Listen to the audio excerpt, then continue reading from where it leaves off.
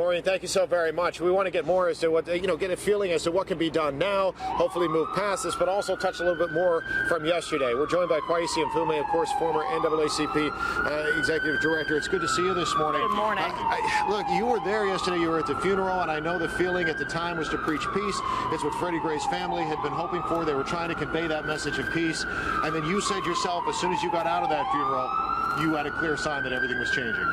Well, I had a lot of young men come up to me and tell me that I probably want to move on. You don't want to be around here. And I asked what's going on. They said something's going to jump off, so leave. We want you to be safe. So I walked around the block for a while and pretty much got the sense that something was getting ready to happen. It's almost as if the protesters had a greater sense of organization through social media than the police, which I find absolutely amazing. But this is pent-up frustrations. This is real anger. It's been boiling not for 4 days or 4 weeks, but for over 47 years, since the night that Dr. King died, the last time the city was on fire like this. So you ask yourself, what causes all this? The lack of jobs, the lack of opportunity. Jobs have left this community decade after decade. No infusion of any kind of training programs. A police department that is structurally deficient in many respects, trying to remake itself in the midst of all of this. And you've had, quite frankly, just neglect. People walk through, drive through, they don't care very much about it because they don't live there. But this is symptomatic, I think, of what's happening all over the United States. And it really is a wake-up call for us not to go on like this without some sort of clear blueprint for urban America and the things that are happening. The best social program is still a job. People want to be somebody. They don't want to be nobody or considered as if they were nobody. And the opportunities are presenting themselves. The question is, what is government going to do? What's the private sector going to do? And what are community organizations going to do? To that end, there is, social media is everywhere these days. And there's the criticism, even with us, news crews. We're here in full force now. You're here, though you are in the community.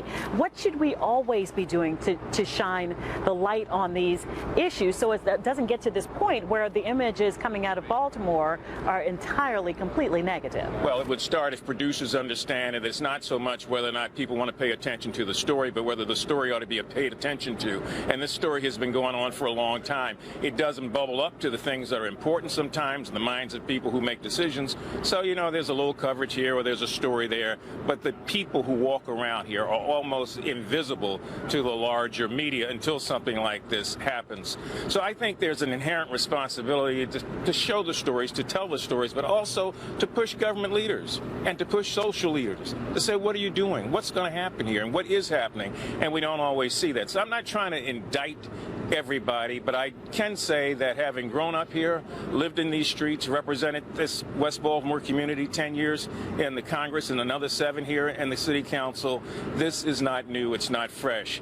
And the anger here is absolutely real. The violence is absolutely wrong. The burning, the looting, and all the things that are happening in communities is anger out of control. So we've got to control that first. The police department is going to have to find a way to maintain control of the situation and protect people in these communities, protect their homes, and to lock up the people who continue to want to violate the law. And I just want to keep this straight. You talk about 1968, and now we're here 47 years later. We're seeing the different generations reacting in a very similar way. Unfortunately, as you say, these problems have been simmering for so long, they finally boil over, but a lot of people see them boiling over with the violence. Can there still be peaceful protest that's effective, or does it take something like this in at least some people's mind to catch the attention of those who are holding power or who can make decisions? Unfortunately, peaceful protests have oftentimes had a violent element. People who want to take advantage of them to do whatever they want to do. It happened in the civil rights movement, it happened in the anti-war movement, it happens in the women's movement.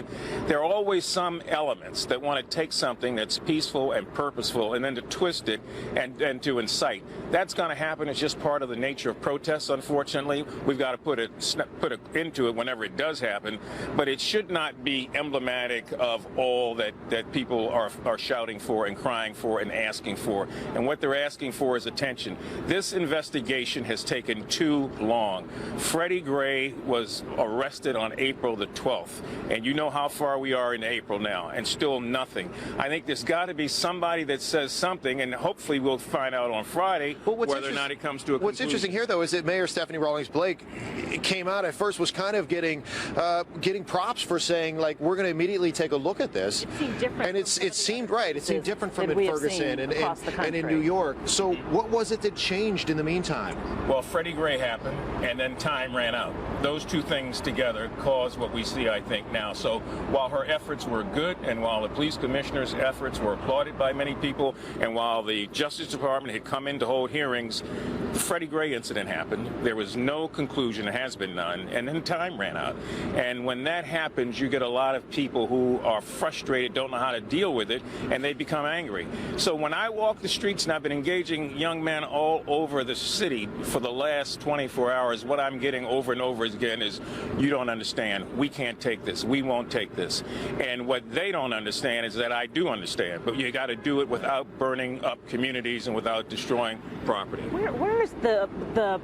Where are the police in this as far as what is happening to the officers that we watched on tape? Because what happens is you start to you detract when this becomes the story, the state of emergency. Are we paying enough attention to what started these riots, these protests? Well, you're right. This has taken all the attention off of the real issue, and the real issue was what happened to Freddie Gray in that van that would cause his spine to be 80% severed. And when you listen to his mother and his sisters yesterday at the funeral, it was clear they don't buy into this, they don't subscribe to it, they don't want it.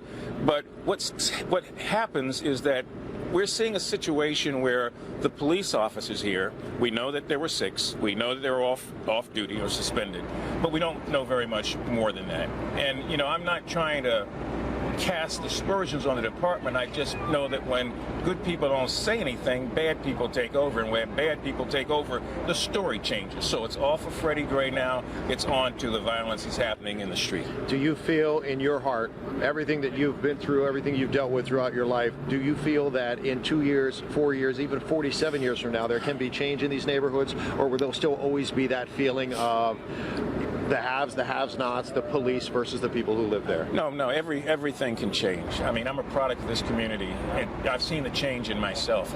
I know what it is to be a young man in this community, to be harassed by police. I was arrested 13 times by the age of 19 for standing on this corner or being in the way or because they didn't like me or whatever.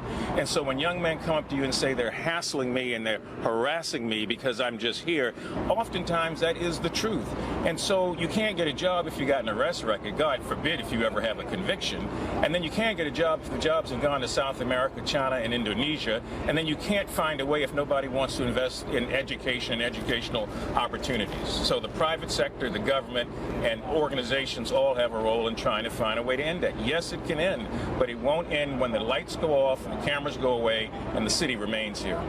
Certainly appreciate your time this morning. Thank you so much. Thank you. I appreciate it. Kwesi and Fumo joining us this morning. Coming up on 9 o'clock right now, we're going to take a short break. We'll be back with Good Day in the 9 o'clock hour coming up right after the break.